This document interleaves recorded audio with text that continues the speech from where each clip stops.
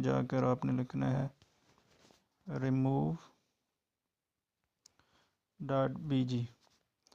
ये लिखने के बाद आपने जो है वो इंटर प्रेस कर देना है या सर्च कर लेना है इसे, तो आपके पास ये वेबसाइट ओपन हो जाएगी जिससे आपने किसी भी पिक्चर या फ़ोटो का बैकग्राउंड चेंज करना है।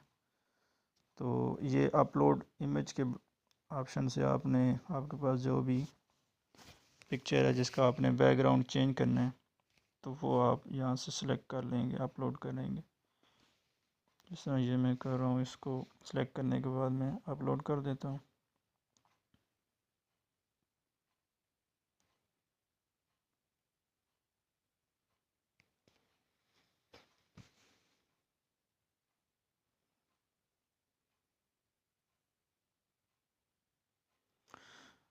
तो जैसे ही आप